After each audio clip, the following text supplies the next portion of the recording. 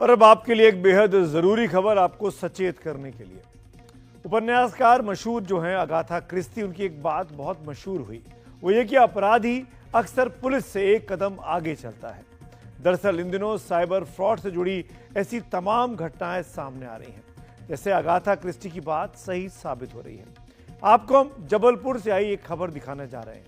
इस खबर को ध्यान से देखिए और दूसरे लोगों से भी शेयर जरूर कीजिएगा, क्योंकि मामला हर उस आदमी से जुड़ा हुआ है जो मोबाइल फोन का इस्तेमाल करता है। और हां, बात अब ओटीपी की नहीं रही, फर्जी लिंक की भी नहीं रही, डिजिटल अरेस्ट की भी नहीं रही।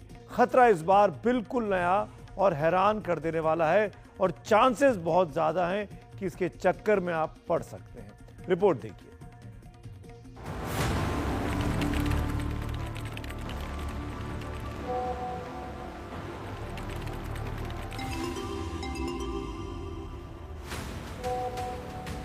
आपके मोबाइल फोन पर भी हर रोज इसी तरह से फोटोग्राफ आते होंगे, लेकिन क्या आपको पता है कि एक फोटो को डाउनलोड करना आपके लिए कितना खतरनाक हो सकता है? जबलपुर में एक हैरान करने वाली घटना सामने आई, जहां एक व्यक्ति के व्हाट्सएप पर अज्ञात नंबर से कोई तस्वीर आई। फोटो पर क्लिक करते ही उसका फोन हैक हो गया और देखते ही देखते बैंक खाते से 2,01,000 रुपए गायब हो गए। ये देखिए, ये जो मेरे हाथ में ये फोटो है, ये एक बुजुर्ग की फोटो है। ये फोटो जो है, ये इस तरह से एक व्हाट्सएप मैसेज आता है। ये जो व्हाट्सएप मैसेज है, ये कस्टमर सर्विस सपोर्ट सेंटर के नाम से ये मैसेज आता है। और इस मैसेज में प्रदीप कुमार जैन के बाद थोड़ी देर बाद एक फ़ोन आता है, और क्या कहा जाता है, कैसे ये अपराध हुआ, हम प्रदीप कुमार जैन से ही जानते हैं। प्रदीप जी, ये बताइए कि क्या हुआ, कैसे आपके पास फ़ोन आया, कैसे आपके साथ अपराध घटित हुआ? सर जी, सुबह टाइम 8:30 बजे के आसपास मेरे पास फ़ोन आया और सामने वाले ने मेरे से बोला कि मैंने आपके व्हाट्सअप मोबाइल पे एक व्हाट्सअप फ़ोटो भेजी है, कृपया इसके डाउनलोड करके मेरे को बताइए कि आप इस व्यक्ति को पहचानते हैं कि नहीं पहचानते। तो मैंने उस समय व्हाट्सअप नहीं खोला। करीब 1-8 घंटे बाद मैंने नेट चालू किया, व्हाट्सअप खोला। जैसे ही मैंने व्हाट्सअप खोल कर उसकी फ़ोटो डाउनलोड की, तो तुरंत हमारा मोबाइल हैंग हो गया और पूरा मोबाइल का संचालन सामने वाले के हाथ में चला गया। फिर करीब उसके कुछ समय बाद 1 रुपया मेरे खाते में आया। ये खाते में 1 रुपये आने के बाद में फिर उसने मेरा पूरा मोबाइल जो बैंक के थ्रू मैसेज ओटीपी सब जान के और वो बैंकिंग इंटरनेट बैंकिंग चालू कर ली। दरअसल जबलपुर के कोतवाली इलाके में रहने वाले प्रदीप जैन के पास 28 मार्च की सुबह लगभग 9 बजे एक फोन आता है।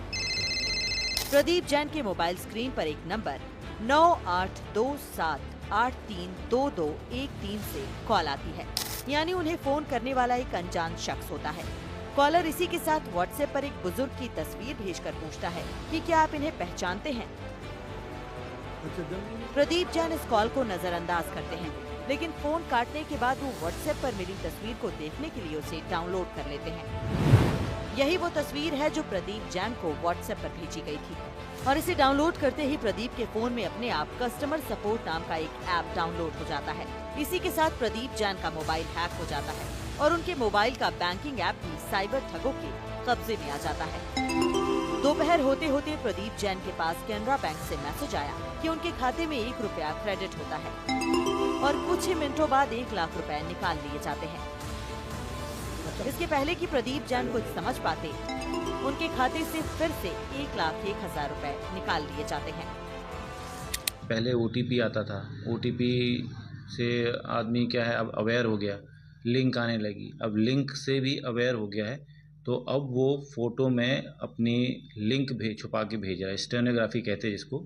इसके माध्यम से वो एप्लीकेशन डाउनलोड करवा रहा है, और एप्लीकेशन डाउनलोड होने के बाद उसका सारा एक्सेस जो है, ओटीपीज़ हो गए, वो सारे के सारे उस नंबर पे जो उन्होंने लिंक में छुपा के रखे हैं, उस नंबर पे ट्रांसफ़र हो रहे हैं, जिससे नेट बैंकिंग क्योंकि ऑनलाइन नेट बैंकिंग शुरू हो जाती है आजकल, आप घर में बैठे बैठे नेट बैंकिंग शुरू कर सकते हैं, जिससे वो वहाँ से एक्सेस करके बैंक अकाउंट खाली कर रहा है।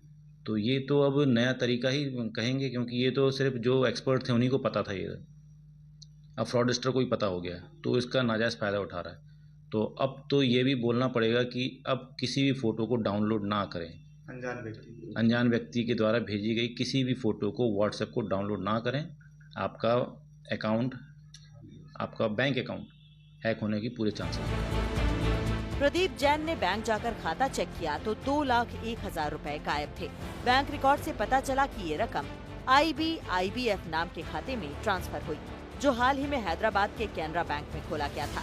ठगों ने ATM से सारा पैसा निकाल लिया। पासबुक में विशाल ऑनलाइन और जन्नतुन बीबी ऑनलाइन नाम से संदिग्ध ट्रांजैक्शन भी नजर आए।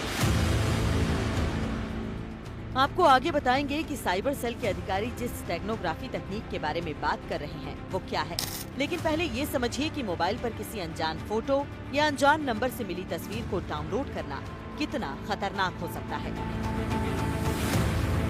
समझिए कि फ्रॉड कैसे हुआ। सबसे पहले ठग व्हाट्सएप पर एक इमेज भेजते हैं जिसमें अदृश्य लिंक छिपा होता है। जैसे ही फोटो डाउनलोड होता है, मोबाइल पर एक ऑटोमेटिक ऐप इंस्टॉल हो जाता है।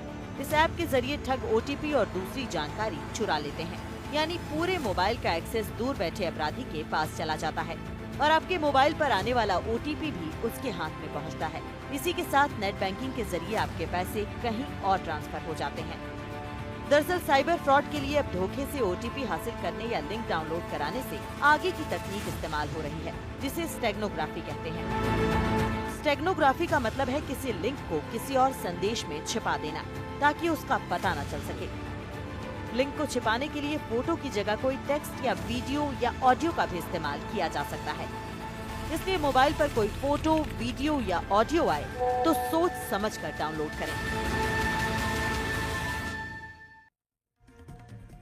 स्टेगनोग्राफी ये टर्म है, ये शब्द है स्टेगनोग्राफी। ये आपको भले ही याद हो या ना याद हो, लेकिन इस बात का ध्यान रखिए कि अगर किसी अननोन नंबर से, अननोन व्यक्ति की तरफ से आपके मोबाइल पर किसी भी तरह का फोटो, वीडियो या ऑडियो नोट आता है, उसको डाउनलोड नहीं कर लेना है।